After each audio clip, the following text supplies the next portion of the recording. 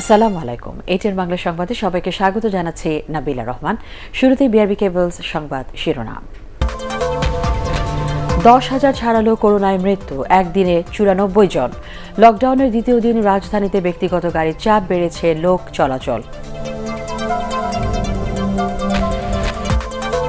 Bank খোলা থাকলেও গ্রাহকের উপস্থিতি কম, পরিবহন সংকটে চরম ভোগান্তি গার্মেন্টস কর্মীদের।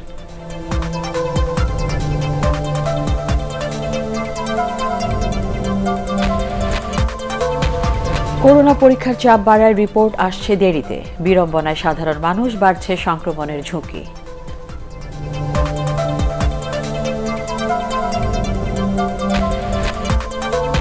কুমিল্লার বুড়িচংয়ে চিরনিদ্রায় শায়িত সাবেক আইনমন্ত্রী আব্দুল মতিন খসরু।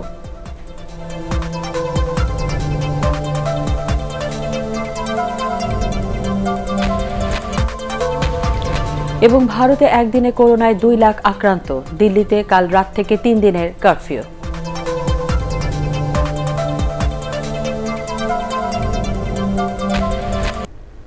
শুনছিলেন বিআরবি কেবলস সংবাদ শিরোনাম। 10,000 ছাড়ালো দেশে করোনা ভাইরাসের মৃত্যুর সংখ্যা। এর মধ্যে 1035 জনই গত 15 দিনে মারা গেছেন। সবশেষ 24 ঘন্টায় মৃত্যু হয়েছে 94 জনের। এই সময় সংক্রমণ ধরা পড়েছে পরীক্ষার 21% হারে 4192 জনের শরীরে। চিকিৎসকরা বলছেন, করোনার উৎস বন্ধ করতে জনসচেতনতা বাড়ানোর পাশাপাশি জনসমাগম এড়িয়ে চলতে হবে। রিপোর্ট করছেন নিয়াজ-জামান সজীব। গত বছরের 18 মার্চ দেশে করোনায় প্রথম মৃত্যুর পর থেকে 13 মাসের মাথায় এই ভাইরাসের ছোবলে সরকারি হিসেবেই মৃত্যুর সংখ্যা 10,000 ছাড়ালো। সবশেষ 24 ঘন্টায় 94 জন সহ এ যাবৎ মারা গেছেন 10,081 জন। এর মধ্যে 1035 জন মারা যান এপ্রিল মাসের প্রথম 15 দিনে। জনস্বাস্থ্য বিশেষজ্ঞদের মতে, এই অবস্থায় করোনার দ্বিতীয় ঢেউ সামাল দিতে স্বাস্থ্যবিধি মেনে চলার কোনো বিকল্প নেই। শুধু হাসপাতাল ব্যবস্থাপনা বৃদ্ধি করে কোভিড নিয়ন্ত্রণ সম্ভব নয়। সেই প্রেক্ষাপটে সরকার যে 13 দফা বিধিনিষেধ দিয়েছে, সেই কর্মসূচি বাস্তবায়ন করতে হবে। এই কোভিডের স্প্রেড কিংবা ট্রান্সমিশন বন্ধ করতে হবে, উৎপত্তি স্থল বন্ধ করতে হবে, সেই চেইনটা ব্রেক করতে হবে, তাহলে সংক্রমণ কমে আসবে। 24 ঘন্টায় নমুনা পরীক্ষা ও শনাক্ত গত কয়েকদিনের চেয়ে কম। 19,959টি নমুনা পরীক্ষা করে নতুন রোগী পাওয়া গেছে 4,192 জন। শনাক্তের হার 21%। স্বাস্থ্য অধিদপ্তরের তথ্য অনুযায়ী গত 24 ঘন্টায় মৃতদের মধ্যে 69 জনই ঢাকা বিভাগের বাসিন্দা।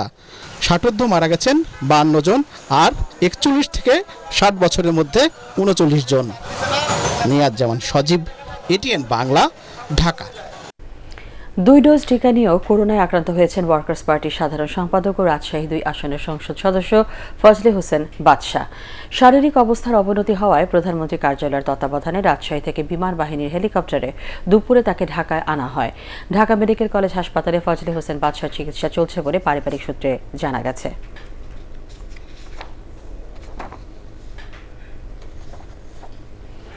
কঠোর লকডাউনের দ্বিতীয় দিনে রাজধানীতে বেড়েছে লোক চলাচল। জরুরি সেবার বিভিন্ন প্রতিষ্ঠান খোলা থাকায় প্রথম দিনের তুলনায় সড়কে ছিল ব্যক্তিগত গাড়ির চাপ। অপ্রয়োজনীয় চলাচল ঠেকাতে মোড়ে মোড়ে পুলিশের চেকপোস্ট ও ভ্রাম্যমাণ আদালত থেকে জরিমানা করা হয় অসংখ্য মানুষকে।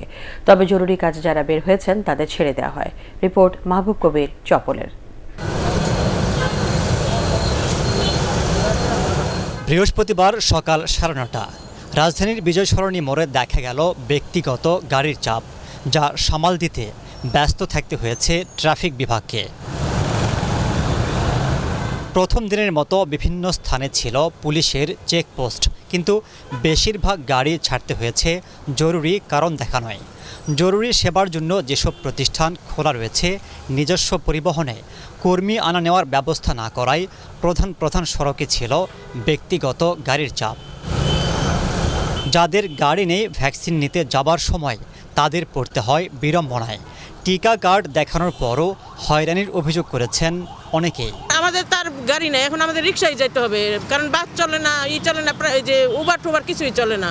তাহলে আমরা এখন এই প্রশ্ন কার কাছে? 10 জায়গায় আমাদের থামাইছে, 10 জায়গায় আমাদের নামতে হইছে, বাস সরাতে হইছে। এগো গাড়ি চলে, আমার চলে না। আমরা গরিব মানুষ, উজা নিছে বাসায়, ফ্যামিলি, বাসা ভাড়া, কালকে কাজে যায়নি, আজকে কি খাইও যারা নিব। এটা হচ্ছে রিক্সা বন্ধ এলাকা, এখানে রিক্সা ইন্টারেস্ট করতে পারবেন, এটা স্বাভাবিকভাবে, এটা রুটিন হয়। তবে যাদের কাছে মুভমেন্ট পাস ছিল তারা নির্বিঘ্নে চলাচল করতে পেরেছে। অপ্রয়োজনীয় চলাচল ঠেকাতে শাহবাগে ভ্রাম্যমাণ আদালত পরিচালনা করে র্যাব। নির্দেশনা অমান্যকারীদের করা হয় জরিমানা। 500 টাকা জরিমানা করছে, এখন তো অহরহর গাড়ি চলে যাচ্ছে, শুধু আমাদের 3-4টা গাড়ি ধরে ফেললো। যদি কেউ হুইমসিক্যালি বা কেয়ারলেসলি ভাবে নির্দেশনাকে আপনার ওভারটেক করে যদি কেউ বের হচ্ছে, আমরা জানেন অলরেডি কিন্তু তাদের কিন্তু আইনের আওতায় নিয়ে এসে তাদেরকে জরিমানা করা হচ্ছে। ঢাকা শহরে প্রায় 2 কোটি মানুষের বাস। 1% মানুষ যদি জরুরি কাজে বের হন তাহলে লাখ লাখ মানুষের চলাচল, যা শুধুমাত্র আইন প্রয়োগ করে ঠেকানো অসম্ভব। তাই সচেতনতার কোনো বিকল্প নেই। মাহবুব কবির চপল, এটিএন বাংলা, ঢাকা। লকডাউনের মধ্যে সীমিত পরিসরে ব্যাংকিং কার্যক্রম চললেও গ্রাহকের উপস্থিতি ছিল খুবই কম। পরিবহন সংকটের কারণে ব্যাংক কর্মকর্তা কর্মচারীদের কর্মস্থলে যাতায়াতে পড়তে হয় চরম ভোগান্তিতে। বাংলাদেশ ব্যাংকের প্রজ্ঞাপন অনুসারে সকাল 10টা থেকে দুপুর 1টা পর্যন্ত সকল সরকারি ও বেসরকারি ব্যাংকে লেনদেন চলে। তবে আনুষঙ্গিক কাজ শেষ করতে 2:30টা পর্যন্ত ব্যাংক খোলা রাখা যাবে বলে জানিয়েছেন সংশ্লিষ্টরা। বিস্তারিত জানাচ্ছেন সৈয়দ রিয়াজ। করোনা ভাইরাস সংক্রমণ প্রতিরোধে সরকারের দেয়া বিধিনিষেধের মধ্যে রোস্টারিংয়ের মাধ্যমে ব্যাংক পরিচালিত হচ্ছে। রাজধানীর অধিকাংশ শাখা ঘুরে দেখা গেছে গ্রাহকদের উপস্থিতি অনেক কম। লোকজন কম আছে, সিরিয়াল নাই কোনো, ভালো লাগতেছে, খুব তাড়াতাড়ি চলে যেতে হচ্ছে কাজ শেষ করে। টাকা জমা দিতে আসছে, লাইনও কম আছে, লোকজন কম, ভালোই লাগছে। অনেক শাখায় স্টাফ পরিবহন ব্যবস্থা করা সম্ভব হয়নি। অফিস থেকে যাদের বাসা দূরে তাদের অনেকেই যানবাহন সংকটের কারণে অফিসে আসতে পারেননি। রাস্তায় পরিবহন তো সেভাবে নাই, রিক্সা আমরা পাচ্ছি না, অনেক দূর হেঁটে আসতে হচ্ছে। অনেকটা পথ আমার হেঁটে এসে তারপরে রিক্সা নিতে হয়েছে। লকডাউন না থাকলে হয়তো এই সমস্যাটা হইতো না। সর্বাত্মক লকডাউনের মধ্যে বাংলাদেশ ব্যাংকের নির্দেশনা মেনে প্রধান কার্যালয় ও শাখাগুলো পরিচালিত হচ্ছে বলে জানান সংশ্লিষ্টরা।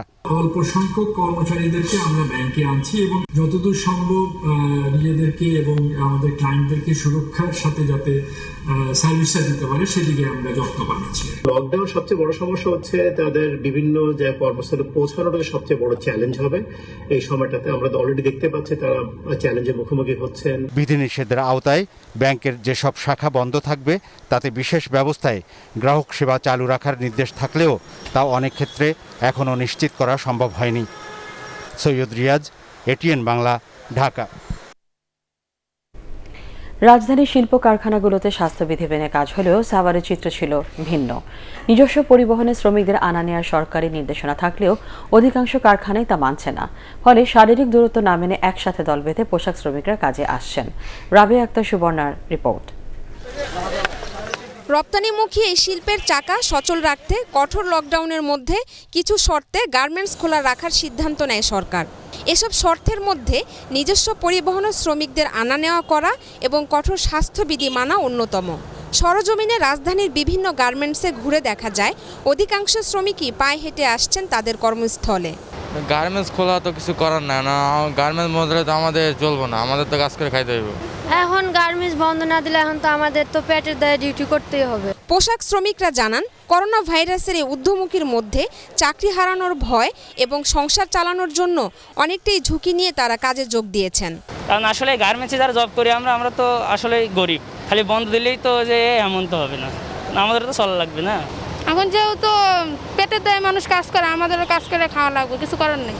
অন্যদিকে চরম ভোগান্তিতে সাভার আশুলিয়া শিল্পাঞ্চলের 1500 তৈরি পোশাক কারখানা প্রায় 30 লাখ শ্রমিক। তাদের আনা নেওয়ার জন্য অধিকাংশ কারখানার মালিকই পরিবহনের কোনো ব্যবস্থা করতে পারেনি। তবে গার্মেন্টসের প্রবেশ পথে রয়েছে জীবাণুনাশক টার্নেল এবং স্বাস্থ্য সুরক্ষা সামগ্রী। আমরা নিজের সতর্কভাবে চলে যাতে আমাদের এরকম না হয় যে সবাই 3 ফুট দ্রুত হয়ে কাজ করি। আমরা স্বাস্থ্য মেনে কাজ করছি, সবাই দূরত্ব বজায় রেখে কাজ করছি। স্বাস্থ্যবিধি মেনে ফ্যাক্টরি চালাচ্ছে। আমি লোকাল জনপ্রতিনিধি হিসাবে আমি দেখতে আসি আসলে ওনারা ঠিকমতো স্বাস্থ্যবিধি মেনে কাজ করছে কিনা। তবে করোনাকালে চাকরিচ্যুত না করা, ঝুঁকি ভাতা এবং ভ্যাকসিনের আওতায় আনার দাবি জানিয়েছে শ্রমিকরা। রাবেয়া আক্তার সুবর্ণা, এটিএন বাংলা, ঢাকা। ঠিক সময় করোনা পরীক্ষার ফল না পাওয়ায় বিড়ম্বনায় পড়তে হচ্ছে অনেককে। নমুনা দিয়ে কেউ কেউ 10 দিনও পাচ্ছেন না রিপোর্ট। জনস্বাস্থ্যবিদরা বলছেন এতে বাড়ছে সংক্রমণের ঝুঁকি। তবে পরীক্ষার চাপ ও ডাটা এন্ট্রি করতে সময় লাগায় রিপোর্ট দিতে দেরি হচ্ছে বলে জানিয়েছেন স্বাস্থ্য অধিদপ্তরের অতিরিক্ত মহাপরিচালক নাসিমা সুলতানা। ইকরামুল হক সায়েমের রিপোর্ট। বসুন্ধরা আবাসিক এলাকার বাসিন্দা ইয়াকুব হোসেন। করোনা উপসর্গ দেখা দেয় 4 এপ্রিল ব্র্যাকের একটি বুথে পরীক্ষার জন্য তার বোনের স্যাম্পল জমা দেন, কিন্তু 10 দিন পর রিপোর্টে জানেন বোন করোনা পজিটিভ। অন্যদিকে উত্তরা ব্র্যাকের আরেকটি বুথে স্যাম্পল দিয়ে 8 দিনের মাথায় নেগেটিভ রিপোর্ট পান মাহিন আফরোজ। কোথাও কোনো কন্ট্যাক্ট নাম্বার পাইনি, ওদেরকে কন্ট্যাক্টই করতে পারিনি এবং কোনোভাবেই রিপোর্টটা কালেক্ট করতে পারছিলাম না। এই যে 8 দিন একটা প্রসেস, দিস এন্টায়ার সিচুয়েশন, এটা আমাকে যে অ্যাংজাইটি দিয়ে গো থ্রু করতে হয়েছে, আমার যে মেন্টাল স্ট্রেসটা দিয়ে গো থ্রু করতে হচ্ছে। একটা রিপোর্ট যেটা আমার 72 ঘন্টায় পাওয়ার কথা, সেটার জন্য আমার 2 সপ্তাহ আসলে ওয়েট করতে হচ্ছে। করোনার পরীক্ষার রিপোর্ট পেতে দেরি হওয়ায় এমন অনেকেই পড়ছেন ভোগান্তিতে। শনাক্তের বিষয়টি নিশ্চিত হতে না পেরে চিকিৎসা সংকটে যেমন পড়ছেন, তেমনি তাদের মাধ্যমে সংক্রমণের ঝুঁকিও তৈরি হচ্ছে। রিপোর্ট পাওয়ার আগ পর্যন্ত স্বাস্থ্যবিধি না মেনে সবার সাথে মেলামেশা করে বাইরেও চলে যায়, ফলে কিন্তু তারা করোনার বিস্তার সহায়ক ভূমিকা পালন করে। এই কারণেই আমরা মনে করি অন্তত 24 ঘন্টার মধ্যে টেস্টের রিপোর্ট প্রদান করা উচিত। এমন বাস্তবতা স্বীকার করেছেন স্বাস্থ্য অধিদপ্তরের অতিরিক্ত মহাপরিচালক অধ্যাপক নাসিমা সুলতানা। জানান পরীক্ষার চাপ বাড়ায় রিপোর্টে বিলম্ব হচ্ছে। এছাড়া ল্যাবগুলোতে কারিগরি ত্রুটির কারণেও সমস্যার কথা জানান তিনি। মেশিনের ক্যাপাসিটির বাইরে হয়ে গেলে হয়তো পরীক্ষা করতে দেরি হচ্ছে, আবার এগুলো মানে আমাদের ডাটা এন্ট্রি অপারেটররা এমআইএস এগুলো ঢোকাতে মানে প্রসেসে আসলে একটু দেরি হচ্ছে। প্রায় 1 বছরের বেশি সময় ধরে মেশিনগুলো চলছে। প্রায় দেখা যায় এই ল্যাবের মেশিন খারাপ, ওই ল্যাবের মেশিন খারাপ। সব দিক থেকেই মানে সর্বাত্মক চেষ্টা করা হচ্ছে যে রিপোর্ট দিতে যেন কোনোভাবে দেরি না হয়। বর্তমানে দেশে 250-র বেশি ল্যাবে দৈনিক গড়ে 30,000 মানুষের করোনা পরীক্ষা করা হচ্ছে। Ikramul Haque Sayem, ATN Bangla, Dhaka. City corporation এলাকাকে সাব জোনে ভাগ করে কাজ করা হলে সহজেই ডেঙ্গু ও মশা নিয়ন্ত্রণ সহ করোনায় ত্রাণ বিতরণ কাজ সহজ হবে বলে মন্তব্য করেছেন স্থানীয় সরকার মন্ত্রী তাজুল ইসলাম। করোনা সংক্রমণ প্রতিরোধ ও উন্নয়ন কার্যক্রম নিয়ে দেশের 12টি সিটি কর্পোরেশনের মেয়রদের সাথে ভার্চুয়াল মতবিনিময় সভায় এ মন্তব্য করেন স্থানীয় সরকার মন্ত্রী। আগামী বর্ষা মৌসুমে জলাবদ্ধতা নিরসনে নগরীর ড্রেন ও খালগুলোকে পরিষ্কার করতে দ্রুত ব্যবস্থা নেওয়ার নির্দেশ দেন তাজুল ইসলাম। ওয়ার্ডে 1,02,00,000 লোক বসবাস করে। একজন কাউন্সিলরের পক্ষে আপনার এখানে সমস্ত এলাকার 1,00,000-2,00,000 লোকের দেখভাল করা সম্ভব না, কিন্তু 10টা ভাগে ভাগ করে যদি করা হয় তাহলে এটা কিন্তু একটা বড় ধরনের আপনাদের জন্য সহায়ক ভূমিকা পালন করবে। লকডাউনের মধ্যে ক্র্যাকডাউন দিয়ে মিথ্যা মামলায় ঢাকা, ব্রাহ্মণবাড়িয়া সহ দেশের বিভিন্ন স্থান থেকে বিএনপি নেতাকর্মীদের গ্রেপ্তার করা হচ্ছে বলে অভিযোগ করেছে বিএনপি। ভার্চুয়াল সংবাদ সম্মেলনে দলের মহাসচিব মির্জা ফখরুল ইসলাম আলমগীর দাবি করেন, বিভিন্ন সংগঠনের মোদি বিরোধী বিক্ষোভের সময় সহিংসতার মামলায় বিএনপির 181 জন নেতাকর্মীকে গ্রেপ্তার করেছে পুলিশ। একদলীয় শাসন বাস্তবায়ন ও বিরোধী দলকে দমন করতে সরকার আবারও গ্রেপ্তার নির্যাতন চালাচ্ছে বলে অভিযোগ করেন বিএনপি মহাসচিব। লকডাউনকে কেন্দ্র করে এবং এর মধ্যে সত্যিকার একটা ক্র্যাকডাউন হয়েছে। ক্র্যাকডাউন হচ্ছে ইতিমধ্যে এই সুযোগটা নিয়ে তারা বিরোধী দলের নেতা কর্মীদের বাড়িতে হামলা করছে, গ্রেপ্তার করছে এবং এই বিষয়টা ঠিক সেইভাবে মিডিয়ার সামনে উঠেও আসতে পারছে না। হয় দেখি একটা ত্রাসের রাজত্ব সৃষ্টি করে আজকে বাংলাদেশকে সম্পূর্ণভাবে অগণতান্ত্রিক কর্তৃত্ববাদী এক রাজতান্ত্রিক একটা রাষ্ট্রে পরিণত হয়েছে। ব্যর্থ রাজনৈতিক কৌশল ঢাকতে বিএনপি জনগণ ও পুলিশকে তাদের প্রতিপক্ষ বানিয়ে ফেলেছে বলে মন্তব্য করেছেন আওয়ামী লীগ সাধারণ সম্পাদক ওবায়দুল কাদের। তিনি বলেন, সরকার নয় জনগণকে প্রতিপক্ষ বানিয়ে বিএনপি প্রতিশোধ নিচ্ছে। নিজ বাসভবনে নিয়মিত ব্রিফিংয়ে আওয়ামী লীগ সাধারণ সম্পাদক আরও বলেন, হেফাজতে ইসলামের 26 মার্চের তাণ্ডবের 18 দিন পর আওয়ামী লীগকে দায়ী করে বিএনপির দেয়া বক্তব্য মিথ্যাচার। করোনা নিয়ে আমাদের কারোই রাজনীতি করা সমীচীন নয়। বিএনপি যদি আজ এই মহামারীর সময়ে প্লেম গেমের রাজনীতি থেকে নিজেদের বিরত রাখে, সেটাই দেশের জনগণের জন্য শুভ। কুমিল্লার বুড়িচংয়ে চিরনিদ্রায় শায়িত হলেন সাবেক আইনমন্ত্রী ও সুপ্রিম কোর্ট আইনজীবী সমিতির সভাপতি আব্দুল মতিন খসরু। এর আগে তার প্রতি শেষ শ্রদ্ধা জানান দীর্ঘদিনের সহকর্মীরা। সুপ্রিম কোর্ট প্রাঙ্গণে এই বীর মুক্তিযোদ্ধাকে গার্ড অব অনার দেয়া হয়। আব্দুল মতিন খসরুর প্রতি শ্রদ্ধা জানিয়ে সুপ্রিম কোর্টের হাইকোর্ট ও আপিল বিভাগের বিচারিক কার্যক্রম বন্ধ রাখা হয়। আরও জানাচ্ছেন মনির হোসেন তপু।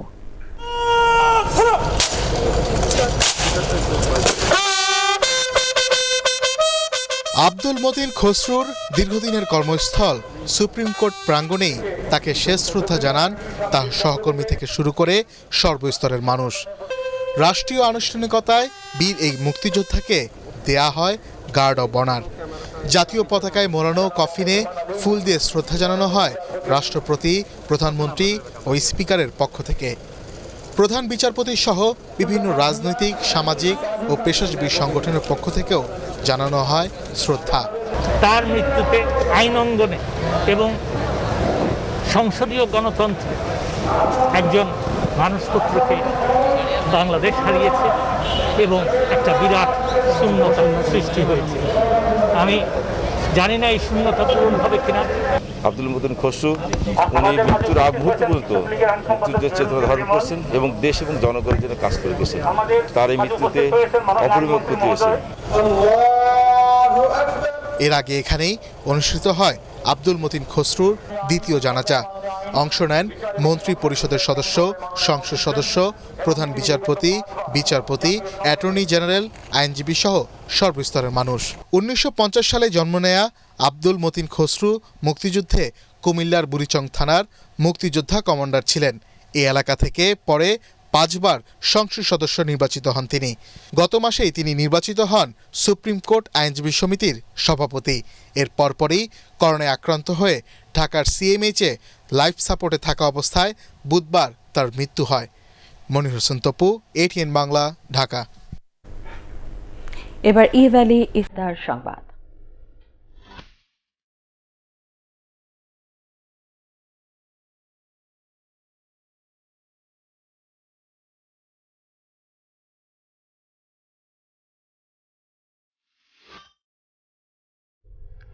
প্রধান সড়কে দেখা না গেলেও রাজধানীর বিভিন্ন এলাকার অলিতে গলিতে ছিল ইফতারির দোকান। স্বাস্থ্যবিধি না মেনে এসব দোকানে চলে বেচাকেনা। লকডাউনের প্রভাব পড়েনি পাড়া মহল্লায়। কারো মুখে মাস্ক থাকলেও অনেকেরই মাস্ক নেই, মানা হচ্ছে না শারীরিক দূরত্ব। এতে করে লকডাউন কতটা সফল হবে আর করোনা সংক্রমণ কতটা কমবে তা নিয়ে দেখা দিয়েছে প্রশ্ন। বিস্তারিত শারমিন রিহার রিপোর্টে। রাজধানীর হাতিরপুল এলাকা, নানা পদের ইফতারি পসরা সাজিয়ে বসেছেন দোকানিরা। দুপুর থেকেই তা কিনতে ভিড় মহল্লার বাসিন্দাদের। নগরীর প্রায় সব এলাকাতেই চলছে এমন বেচাকেনা। জরুরি প্রয়োজন ছাড়া এবারের লকডাউনে ঘর থেকে বের হওয়া নিষেধ থাকলেও ইফতার কিনতে অলিতে গলিতে মানুষের ঢল নেমেছে। রাজধানীর মগবাজার, ফার্মগেট, তেজকুনিপাড়া সহ বিভিন্ন এলাকায় পাড়া মহল্লার রেস্তোরাঁ, এমনকি ফুটপাতের খাবারের দোকানেও চলছে এসব পণ্যের বেচাকেনা। না কিনাই ভালো, দোকানপাট তো আমার ব্যবসা বাণিজ্য বন্ধ, এই জন্যে। না এটা পরিহার করা উচিত। ওয়াইফ বাচ্চারা বসে তো হালিম খাওয়ার জন্য, আর সবই বাসায় হয়, জাস্ট হালিমটার জন্য আসতেছে না। হালিম নিচ্ছি, এটাই আর কি। বাসায় বাইরে খাবার খুব একটা হয় না আমাদের, ফল ফ্রুট এটাই চলে। ইফতার সামগ্রী কিনতে এসে অনেকে স্বাস্থ্যবিধি মানছেন না। করোনা ভাইরাস সংক্রমণের আশঙ্কার মধ্যেও পাশাপাশি দাঁড়িয়ে হইচই করে অনেকেই ভিড় করছিলেন দোকানে। এখন এটা পাবলিক, আম পাবলিক, কিছু করার নয়, কি করব? আমরা বলতেছি আপনারা গ্যাপ মেনটেন করেন, ওনারা মেনটেন করতেছে না। বাসায় আমরা তো ব্যাচেলার মানুষ, হ্যাঁ ব্যাচেলার, এখন তো বাসায় তো কেউ না, কেনা উচিত না, তারপরে তো ইফতারি করতে হবে। রমজানের পবিত্রতা রক্ষার পাশাপাশি চলমান মহামারী পরিস্থিতির মধ্যে আরও সতর্ক না হলে সংক্রমণ মারাত্মক রূপ নিতে পারে বলেও আশঙ্কা করা হচ্ছে। শারমিন রিহা, এটিএন বাংলা, ঢাকা। এবার ভারতের করোনা পরিস্থিতির খবর। একদিনে রেকর্ড 2 লাখেরও বেশি মানুষ করোনায় আক্রান্ত হয়েছে ভারতে। মারা গেছেন 1038 জন। দেশটির স্বাস্থ্য মন্ত্রণালয়ের হিসেবে সারা দেশে নমুনা পরীক্ষায় করোনা রোগী শনাক্ত হয়েছেন 2,739 জন। সব মিলিয়ে দেশটিতে আক্রান্তের সংখ্যা 1.5 কোটির কাছাকাছি, আর মৃতের সংখ্যা ছাড়িয়েছে 1,73,000। পরিস্থিতি সামাল দিতে দিল্লিতে 68 ঘণ্টা কারফিউ জারি করেছেন মুখ্যমন্ত্রী অরবিন্দ কেজরিওয়াল। শুক্রবার রাত 10টা থেকে কার্যকর হচ্ছে এই কারফিউ। জরুরি সেবা ছাড়া বাকি সবকিছুই বন্ধ থাকবে সপ্তাহান্তের দিনগুলোতে। মুম্বাই সহ অন্যান্য ঝুঁকিপূর্ণ স্থানেও জারি করা হয়েছে লকডাউন। হেফাজতে ধ্বংসলীলার 2 সপ্তাহ পর আবারও ঘুরে দাঁড়ানোর চেষ্টা চলছে ব্রাহ্মণবাড়িয়ায়। মেরামত করা হচ্ছে ক্ষতিগ্রস্ত সরকারি বেসরকারি স্থাপনাগুলো। আতঙ্ক কাটাতে প্রশাসনের পক্ষ থেকে নেওয়া হয়েছে কঠোর নিরাপত্তা ব্যবস্থা। ব্রাহ্মণবাড়িয়া প্রতিনিধি ইসহাক সুমনের পাঠানো রিপোর্ট জানাচ্ছেন জাহিদুল আলম। ব্রাহ্মণবাড়িয়ায় এখনো বিভিন্ন স্থাপনা থেকে আগুনে পোড়া গন্ধ বাতাসে ভাসছে। ধ্বংসস্তূপের মধ্যেই চলছে মেরামতের কাজ। পাশাপাশি নিরাপত্তা জোরদার করতে ব্রাহ্মণবাড়িয়া পুলিশ সুপারের কার্যালয়, পুলিশ লাইন, 9টি থানা সহ গুরুত্বপূর্ণ 27টি স্থাপনায় এলএমজি চেকপোস্ট স্থাপন করা হয়েছে। এসব চেকপোস্টে নিয়োগ করা হয়েছে আধুনিক ও ভারী অস্ত্র প্রশিক্ষিত পুলিশ সদস্যের। মার্চের শেষ সপ্তাহে হেফাজতে ইসলামের হরতাল সহ টানা 3 দিনের ভয়াবহ তাণ্ডবে ব্যাপকভাবে ক্ষতিগ্রস্ত হয় শহরটি। মৃত্যু হয় 12 জনের। ব্রাহ্মণবাড়িয়া বাংলাদেশের শিক্ষা সংস্কৃতির একটা পাদপীঠ হিসেবে এই চিহ্নিত ছিল। 3 দিনের ওই হামলার ঘটনায় এজাহারভুক্ত 288 জন সহ অজ্ঞাতনামা 35,000 মানুষকে আসামি করা হয়। গ্রেফতার হয়েছে শতাধিক, অধিকাংশই বিএনপি ও জামায়াত নেতাকর্মী। পুলিশ বলছে ভিডিও ফুটেজ দেখে আসামিদের শনাক্ত করা হচ্ছে। তদন্ত করতে গিয়ে আমরা দেখতে পাচ্ছি যে এখানে বেশ কয়েকটি নাশকতাকারী চক্র এই হামলা এবং ধ্বংসযজ্ঞে অংশ নিয়েছে।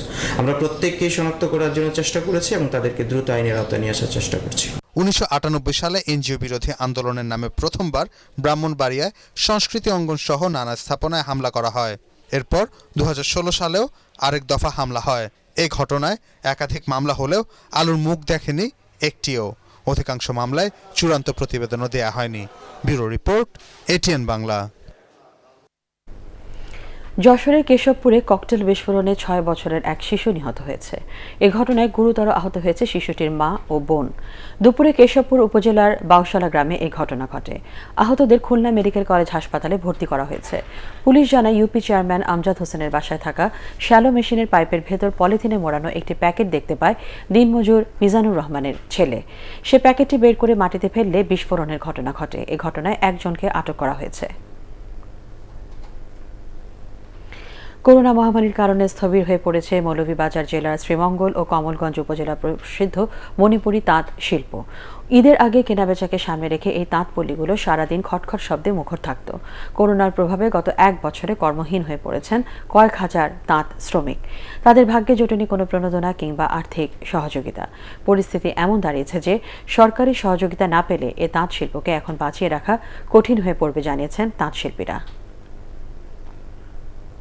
করোনার মধ্যেও আমরা কোনো সরকার থেকে আমরা অনুদান পাই নাই। আমরা কষ্ট করে হলেও আমাদের যে তাঁত শিল্পটাকে আমরা বাঁচিয়ে রাখার জন্য এখনো আমরা কিন্তু কাজ চালিয়ে যাচ্ছি। 50%, 70% এইভাবে লসে আপনার বিক্রি করতে হয়েছে। সরকার যদি আমাদেরকে যদি একটু হেল্প করে, সহযোগিতা করে আমাদেরকে, আমরা তো তাঁতি, আমরা ওইভাবে একটা সুযোগ যদি পাই তাইলে তো আমরা প্রকৃতভাবে আমরা কাজে লাগাইতে পারবো, আমরা স্বাবলম্বী হতে পারবো।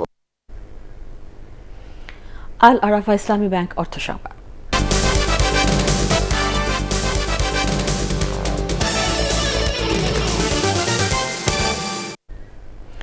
করোনার দ্বিতীয় ঢেউ মোকাবেলায় আবারও প্রণোদনা প্যাকেজ আসতে পারে বলে জানিয়েছেন পরিকল্পনা মন্ত্রী এম এ মান্নান। তিনি জানান প্রধানমন্ত্রী শেখ হাসিনা নতুন প্রণোদনা প্যাকেজ নিয়ে কাজ করছেন। করোনার প্রভাব নিয়ে সেন্টার ফর পলিসি ডায়ালগ সিপিডির ভার্চুয়াল সেমিনারে এই তথ্য জানান পরিকল্পনা মন্ত্রী। অনুষ্ঠানে বক্তারা করোনার প্রভাব দীর্ঘায়িত হওয়ায় 8ম পঞ্চবার্ষিকী পরিকল্পনা ঢেলে সাজানোর পরামর্শ দেন সরকারকে। ক্ষুদ্র ও মাঝারি শিল্পের সাথে জড়িত নারী উদ্যোক্তাদের স্বল্প সুদে ঋণ দেওয়ার আহ্বান জানান তারা। এর আগে সিপিডি প্রকাশিত এক গবেষণা প্রতিবেদনে বলা হয় দেশের 58% মানুষ সরকারের প্রণোদনা প্যাকেজ সম্পর্কে কোনো ধারণা পাননি। আন্তর্জাতিক সংবাদ।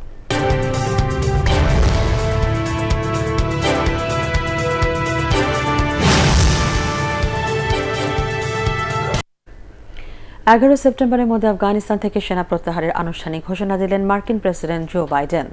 হোয়াইট হাউস থেকে তিনি এই ঘোষণা দেন। এ সময় প্রেসিডেন্ট বাইডেন বলেন, যুক্তরাষ্ট্রের ইতিহাসে সবচেয়ে দীর্ঘমেয়াদী যুদ্ধ শেষ করার এখনই সময়। তিনি জানান, সামরিক খাতে ছাড়া আফগানিস্তানকে অন্যান্য সহায়তা দিয়ে যাবে ওয়াশিংটন।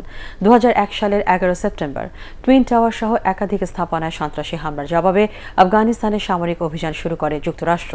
উৎখাত করা হয় তৎকালীন তালেবান সরকার। হত্যা করা হয় আল কায়েদার নেতা ওসামা বিন লাদেনকে। এদিকে 20 বছর ধরে চলা এই যুদ্ধে আমেরিকার পরাজয় হয়েছে বলে দাবি করেছেন তালেবান নেতা। তারা। এই 2 দশকের লড়াইয়ে যুক্তরাষ্ট্রের খরচ হয়েছে কয়েক ট্রিলিয়ন ডলার। প্রাণ হারিয়েছেন 2,500-এরও বেশি মার্কিন সেনা। পটুয়াখালী তেঁতুলিয়া নদীর পানিতে বেড়েছে লবণাক্ততা।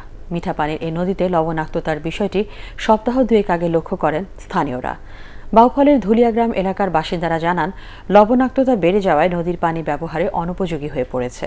ফলে দৈনন্দিন কাজে নদীর উপর নির্ভরশীল মানুষ পড়েছেন সমস্যায়। তারা জানান, নদীর পানিতে গোসল করলে মাথার চুল আঠালো হয়ে উঠে যাচ্ছে। শুষ্ক মৌসুমে উজানে পানির প্রবাহ কম ও দীর্ঘদিন ধরে বৃষ্টিপাত না হয় এমন হয়েছে বলে মনে করছেন উপজেলা মৎস্য কর্মকর্তা। লবণাক্ত পানি অনেক, হাত পা অনেক চুলকায়, মুখে নেওয়া যায় না। ভাত পাকাইলে ভাত খাইয়া যায়, লবণ পানি এরপর খাওয়া ওই ভাত খাওয়ান যায় না, তিতে হইয়া যায়। লবণাক্ততা বেড়ে যাওয়ায় এই নদীতে ডিম ছাড়তে আসছে না ইলিশ। কাঙ্ক্ষিত বৃষ্টিপাত নির্দিষ্ট সময় চলে আসে, টেম্পারেচারটাও যদি একটু রিলিজ হয় এবং একই সাথে সাথে যদি আমাদের সমুদ্রপৃষ্ঠ উচ্চতাটা নেমে যায়, তখন আসলে এই লবণাক্ততা প্রবলেমটা আমাদেরকে অতটা প্রভাবিত করতে পারবে না, যেটা এখন দেখা যাচ্ছে যে আমাদের পশ্চিমে মানে খুলনা, দাপক বা সাতক্ষীরা এই এলাকাগুলোতে যেটা হচ্ছে। পার্টেক্স খেলার খবর।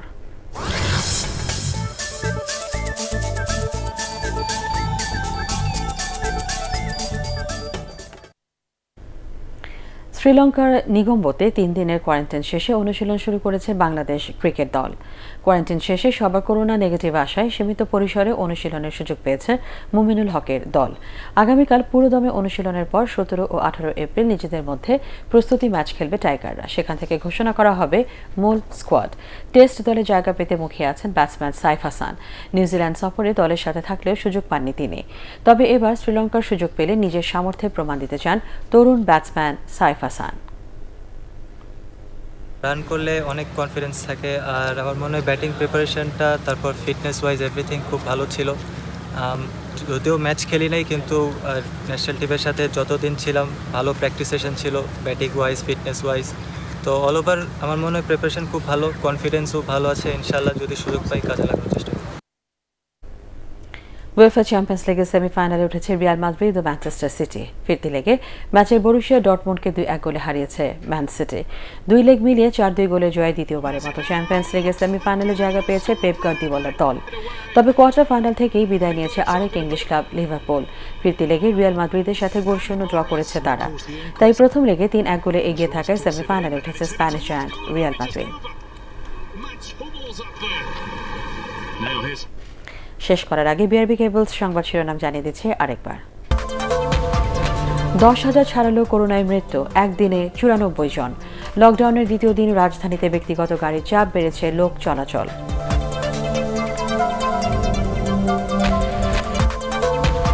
ব্যাংক খোলা থাকলেও গ্রাহকের উপস্থিতি কম, পরিবহন সংকটে চরম ভোগান্তি গার্মেন্টস কর্মীদের।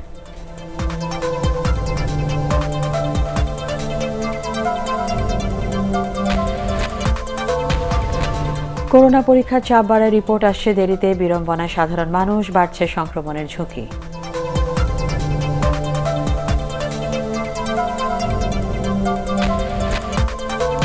কুমিল্লার বুড়িচংয়ে চিরনিদ্রায় শায়িত সাবেক আইনমন্ত্রী আব্দুল মতিন খসরু।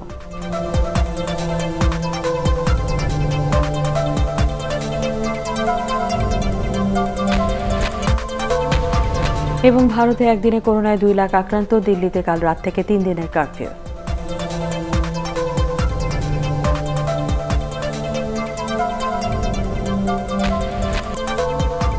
পরবর্তী সংবাদ দেখার আমন্ত্রণ জানিয়ে এখনকার মতো শেষ করছি।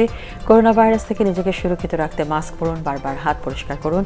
ATN বাংলা সংবাদ ইউটিউবে দেখতে ব্রাউজ করুন, youtube/ATN বাংলা নিউজ।